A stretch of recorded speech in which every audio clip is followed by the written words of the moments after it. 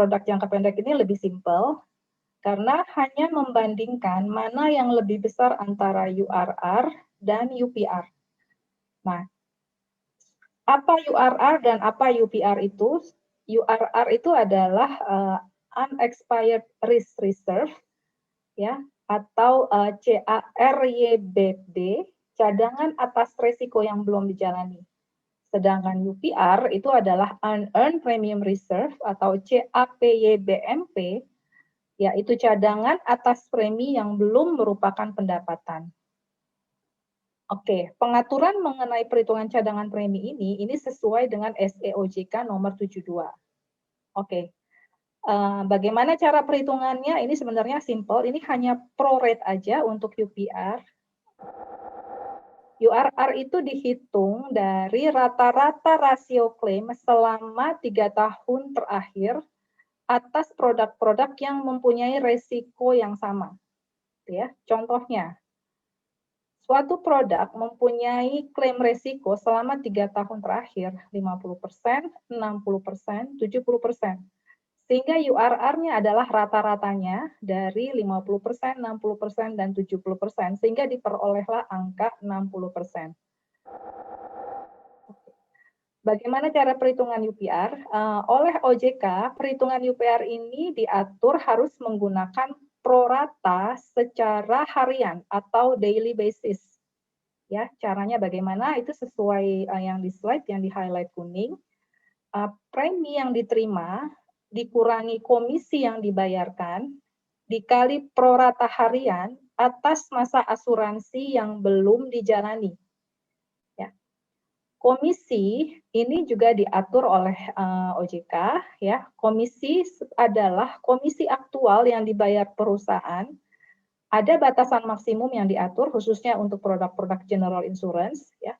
Untuk kendaraan bermotor, asuransi kendaraan motor maksimum komisi adalah 25%, untuk asuransi harta benda 15%.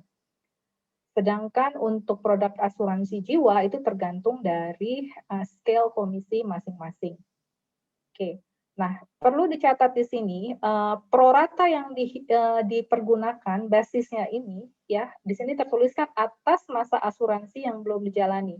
Nah, masa asuransinya ini sebetulnya tergantung dari cara bayar pembayaran premi, ya, bukan masa kontrak asuransi.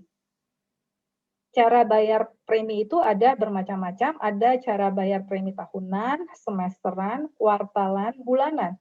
Jadi masa asuransi ini adalah tergantung cara pembayaran premi. Sehingga preminya pun yang dihitung di sini dalam formula ini adalah premi sesuai dengan cara bayarnya. Cara bayar tahunan menggunakan premi tahunan, cara bayar semesteran, premi semesteran, ya, atau disebut juga model premium biasanya di perusahaan asuransi. Kita menyebutnya model premium. Ya, jadi masa asuransi ini tergantung dari cara pembayaran premi, bukan masa kontrak asuransi. Karena apa? Karena tujuannya adalah menghitung premi yang belum merupakan pendapatan. Nah, contoh ilustrasi untuk pembayaran premi tahunan, bagaimana cara menghitungnya? Di sini dilihat pembayaran premi efektif date-nya itu di 1 Januari. Pemegang polis memilih cara pembayaran premi tahunan, sehingga atas premi yang dibayar di 1 Januari, pertanggung mendapatkan proteksi sampai dengan 31 Desember, karena setahun, ya, diprotek selama 1 tahun.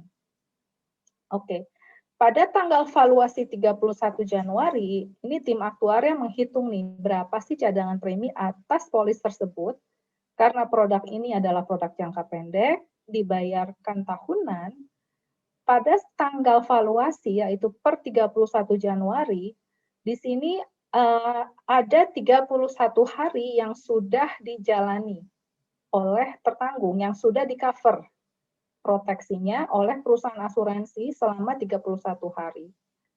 Sehingga sisa masa asuransi yang belum dijalani yaitu ada sebanyak 334 hari dari titik 31 Januari ke 31 Desember. Tinggal dihitung aja, 1 tahun ada 365 hari, kita kurangin 31, Sehingga kita peroleh 334 hari sebagai periode asuransi yang belum dijalani. Sehingga perhitungan UPR-nya didapatkan formula 334 dibagi 365 dikali besar preminya dikurangi komisi. Gitu ya, simple ya. Jadi hanya menghitung masa asuransi yang belum jalani dibagi periode masa asuransinya, periode pembayaran preminya, karena ini premi tahunan sehingga 365. Ilustrasi kedua ini penanggung memilih premi cara bayarnya triwulanan atau 3 bulanan, ya. Sehingga contoh di sini untuk premi yang dibayarkan 1 Januari dengan cara bayar triwulanan atau 3 bulanan, tertanggung mendapatkan proteksi selama 3 bulan dari 1 Januari sampai 31 Maret. Ya, ini dia 3 bulan karena pilihnya triwulanan. Pada tanggal valuasi di 31 Januari, tertanggung sudah mendapatkan proteksi selama 31 hari. Ya. Sehingga masa asuransi yang belum dijalani atas premi yang dibayar, premi triwulanan ini, ada sebanyak 57 hari. Caranya bagaimana? Caranya kita hitung periode 1 Januari sampai 31 Maret itu berapa hari? Ini ada sebanyak 88 hari, dikurangi masa asuransi yang sudah dijalani 31 hari. Sehingga diperolehlah 57 hari.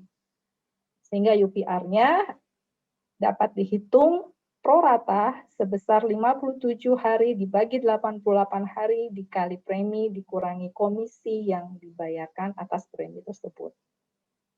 Oke, ini adalah perhitungan UPR. Cara menentukan cadangan preminya yang harus dicatat di laporan keuangan, karena OJK mewajibkan mana yang paling maksimum antara URR dan UPR. Ya, sehingga dapat dilihat di contoh, misalkan ada premi 10 juta, URR-nya 110% premi yang diperoleh dari rata-rata rasio klaim 3 tahun terakhir. Sedangkan UPR-nya dari hasil perhitungan, misalkan ya dia terdapat hasilnya 80% dari premi. Sehingga cadangan preminya kita pilih yang maksimum 110 atau 80%, sehingga yang maksimum itu ya 110%. Merefer ke angka URR. Sehingga cadangan preminya sebesar 110% dikali preminya 10 juta didapatlah 11 juta. Oke, contoh kedua, premi 10 juta, preminya sama, URR-nya 75%, rata-rata rasio klaim terakhir 3 tahun terakhir itu diperoleh 75%, kemudian dari hasil perhitungan UPR-nya 80%, sehingga cadangan premi kita ambil yang maksimum 75% dibanding 80%, sehingga diperolehlah 80% premi, yaitu merefer ke angka UPR karena lebih maksimum, sehingga yang dicatat sebesar 80% dikali 10 juta atau 8 juta. Nah, dari contoh ini kesimpulannya apa nih yang bisa kita dapatkan? Oke, kesimpulannya jadi sebenarnya gini, kalau URR itu kan sebenarnya merefer ke rasio klaim ya, rasio klaim experience ya. Jika rasio klaimnya itu di atas 100% atau jika terjadi pemburukan atas klaim experience ya, pasti cadangan preminya itu harus merefer ke URR, itu pasti, karena dia udah pasti di atas 100%. Ya kan? Kalau UPR itu kan pasti di bawah 100% kan UPR kan? Ya kan, kalau UPR itu pasti di bawah 100%. Karena dia prorate atas satu periode masa asuransi yang dijalani atas premi yang dipilih, cara bayar premi yang dipilih. Oke, jadi kesimpulannya itu kalau suatu produk terjadi experience ratio klaimnya itu besar, itu di atas 100%, itu pasti yang dicatat itu merefer ke URR. Ya. Kalau kejadian experience atas suatu produk itu klaim experience-nya itu bagus ya, itu bagus, pasti bagus ya, itu pasti kita merefernya ke angka UPR.